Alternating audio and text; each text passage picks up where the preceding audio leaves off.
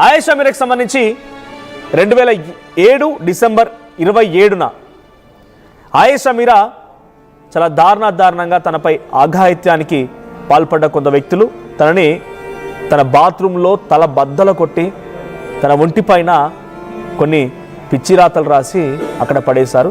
ఇబ్రహీంపట్నంలో case నమోదైంది 2007 December 27న. ఇక next 2008 March ఆ రోజున గుర్వీందర్ సింగ్ లడ్డూకి పాలిగ్రఫీ టెస్ట్ చేశారు. ఈయన ఒక చైన్ స్నాచర్ అంట. గతంలో ఈయన పైన అనేక కేసులు కూడా ఉన్నాయి. సో ఆ కేసుని ఉదాహరణ తీసుకున్న పోలీసులు గుర్వీందర్ సింగ్ అయిన ఆరోపణలతో ఆయన్ని పాలిగ్రఫీ టెస్ట్ చేశారు. ఆ తర్వాత 2008 ఆగస్టు 17న సత్యం బాబుని అరెస్ట్ చేశారు. సత్యం బాబుని అరెస్ట్ చేసి సత్యం బాబు దీంట్లో ఇన్వాల్వ్ అయ్యాడన్నట్టుగా పోలీసులు చూపించారు. 2010 సెప్టెంబర్ 29న సత్యం బాబుకి జీవిత ఖైదు విధించింది ట్రయల్ కోర్టు. 2014 అక్టోబర్ విజయవాడ కోర్టులో రికార్డులు ధ్వంసమైపోయాయి. కోర్టుల్లో ఉన్న రికార్డులు ధ్వంసమైపోయాయంటే దీని వెనుక ఎంత పెద్ద తతంగం ఉంది, దీని వెనుక ఎంత పెద్ద చేతులున్నాయి అర్థమవుతోంది. కోర్టులో ఉన్నటువంటి ఆధారాలు ధ్వంసం అవడం ఏంటి?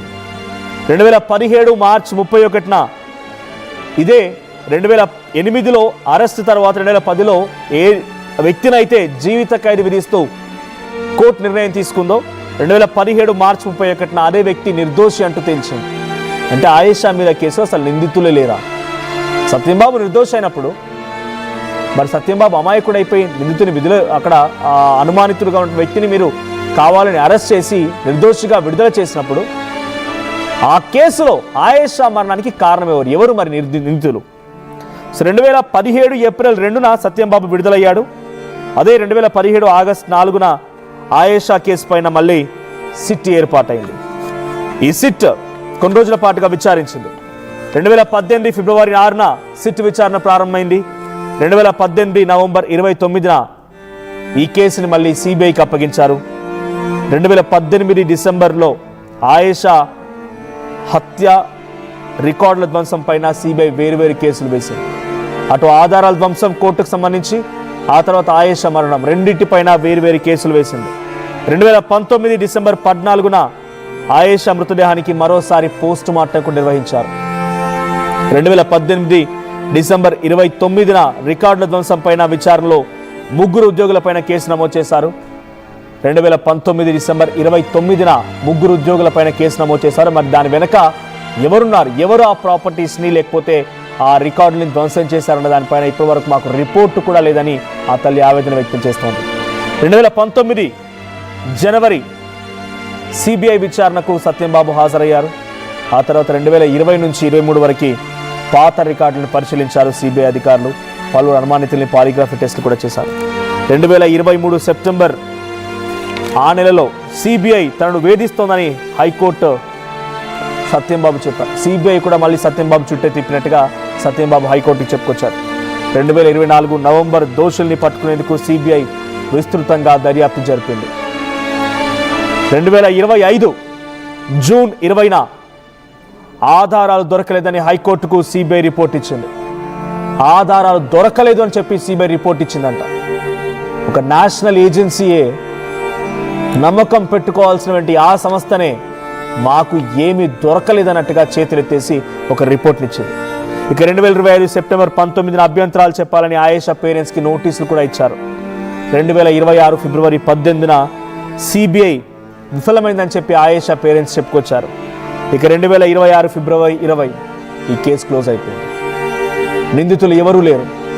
2007లో మరణం జరిగితే 2026 వరకు సిట్లు, పోలీసులు, సిబిఐలు పలువురిని విచారించడాలు, హైకోర్టులో సత్యంబాబు నిర్దోషిగా తేల్చడాలు, సత్యంబాబుని వేధిస్తున్నారని చెప్పి మళ్ళీ పిటిషన్ దాఖలు చేయాలి. ట్రయల్ కోర్టులో, విజయవాడ ట్రయల్ కోర్టులో కూడా ఆధారాలు ధ్వంసం అవ్వడాలు. ఎట్టకేలకి ఫిబ్రవరి 20న న్యాయస్థానం పోలీసులు కలిపి తేల్చిన అంశం ఏంటంటే సిబిఐ ఇచ్చిన రిపోర్టుతో మా దగ్గర ఏమీ లేదు ఆధారం, ఆ అమ్మాయి చనిపోవడానికి అసలు ఎటువంటి ఆధారం లేదు అని తేల్చి సిబిఐ కోర్టు డిసిషన్ ఇచ్చింది. ఇక 2026 ఫిబ్రవరి 27 అంటే ఈ రోజున నిజం సమాధి అవుతున్న రోజు, న్యాయాన్ని కప్పెట్టేస్తున్న రోజు, ఆయేషా మీరాతో పాటుగా మరోసారి న్యాయం, ధర్మం, నిజం ఈ మూడింటిని కూడా ఖననం చేస్తున్న రోజు, మళ్ళీ మూడింటిని కూడా కప్పెట్టేస్తున్న రోజు. ఇది ఆయేషా మీరా కేసులో నేటి తరానికి, ఇప్పుడు యంగ్ జనరేషన్కి అర్థం కావాల్సిన విషయం. తను ఒక 2వ ఫ్లోర్లో ఉంటుంది. ఆ ఫ్లోర్లో ఆ రోజు ఆ అమ్మాయి పడుకున్న గదిలో తలుపులు ఓపెన్ చేస్తున్నాయి. ఎవరో ఒక వ్యక్తి వచ్చారు, తనపై అఘాయిత్యానికి పాల్పడ్డారు, ఆ అమ్మాయిని అక్కడ చంపేసి వెళ్ళిపోయారు. కానీ ఈ రోజు వరకు ఆ వ్యక్తి ఎవరు, ఎట్లా వచ్చారు, వారికి సహకరించింది ఎవరు, ఇలా ఏ విషయాలు కూడా పోలీసులు తెలియలేకపోయారు. 2వ అంతస్తు వరకు ఎక్కగలిగిన వ్యక్తి ఎవరు? ఆయన తన హాస్టల్లోని తను ఉన్నటువంటి బాత్రూంలో ఆ అమ్మాయిని మొత్తం పూర్తి నగ్నంగా, తల బద్దలైపోయింది, తల పగిలిపోయింది, ఒక కాలిని ట్యాప్కి పెట్టి తాడుతో కట్టేశారట. విగత జీవిగా పడి ఉంది. అదే ముందు రోజు, అప్పటి వరకు ఆ అమ్మాయి బి.ఫార్మసీ చదువుతాం ఫస్ట్ ఇయర్ కాబట్టి ముందు రోజు కొన్ని హాలిడేస్గా ఉంటే ఆ అమ్మాయి ఇంటికి వెళ్ళింది, హాలిడేస్ పూర్తి చేసుకుంది. మళ్ళీ తిరిగి తల్లి తనని హాస్టల్లో డ్రాప్ చేసింది. హాస్టల్లో డ్రాప్ చేసిన రోజు, అదే రోజు రాత్రి ఈ ఘటన చోటు చేసుకుంది. సో చుట్టూ అక్కడ ఆర్టీవీ ఇప్పుడు కూడా మళ్ళీ చాలామందిని మాట్లాడించే ప్రయత్నం చేసింది. సో అక్కడ ఆయేషా మీరా వ్యక్తిత్వం ఎలాంటిది అంటే, ఆ హాస్టల్లో ఎటువంటి జరిగినప్పుడు ప్రశ్నించే తత్వం ఉన్న అమ్మాయి. మార్షల్ ఆర్ట్స్ కూడా నేర్చుకుందంట.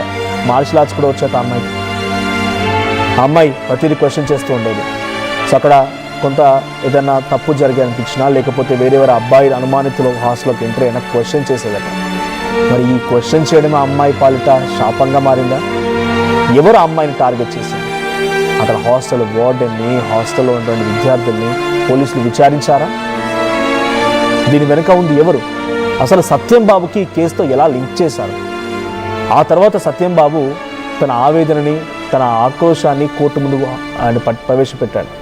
తన తరపున వాదన వినిపించిన తర్వాత ఒకానొక సందర్భంలో తనకి జీవిత ఖైదు విధించాక పోలీసులు పెట్టే టార్చర్ భరించలేక సత్యం బాబు సైతం కోర్టు అడిగిందంట, నీకు జీవిత ఖైదు కావాలా, మరణశిక్ష కావాలా అంటే ఆయన డైరెక్ట్గా నాకు మరణశిక్ష విధించండి అని చెప్పాడంట. అంటే ఆ పోలీసులు పెట్టిన టార్చర్ భరించలేక సత్యం బాబు అలా మాట్లాడుకొచ్చాడంట.